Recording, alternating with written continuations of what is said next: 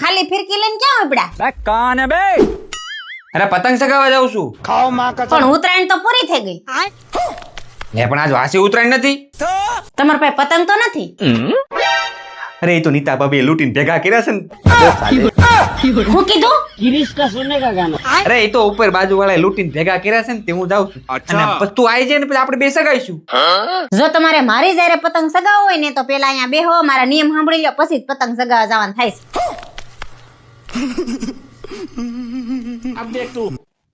બોલ તારા નિયમ. દાસુ જરાય બગાડવાનું નથી થતું.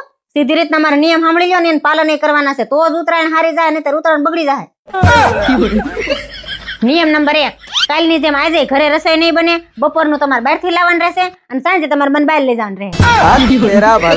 નિયમ નંબર 2, કાલની જેમ આપણે બેને આજે પણ વારાફરતી પતંગ સગાવવાની રહે.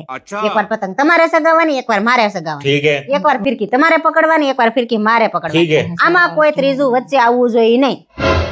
અને તમારે કોઈને ફિરકી પકડવા દેવાની નથી અને તમારે કોઈની ફિરકી પકડવા જવાની નથી. અને જો આવું થયું તો તમારી ઉત્તરાયણ ઉજવાઈ જાય, પછી મને કહેતા નહીં. નિયમ નંબર 3, છોકરાને આપણે બે હરખો હાસવાનો છે. છોકરો મારે એકલાનો નથી, તમારો છે. તમે ક્યાં કીધું મારે એકલાનો છે? નિયમ નંબર 4, તમારે મમરાના લાડવા ખાવા હોય કે સિક્કી ખાઈ હોય કે કાંઈ પણ નાસ્તો કરવો હોય કે પાણી પીવું હોય, જાતે હેઠા ઉતરીને પી લેજો. હું વારે ઘડીએ ધક્કા ખાવા નથી. ઠીક હે સમરિયા. આ 4 નિયમનું પાલન જો કરવાનું હોય ને તો જ ધાબે ચડજો. અને 4 માંથી એક કોઈ નિયમ તૂટ્યો ને તો તમારી ઉત્તરાયણ બગડી જાય, પછી મને કહેતા નહીં.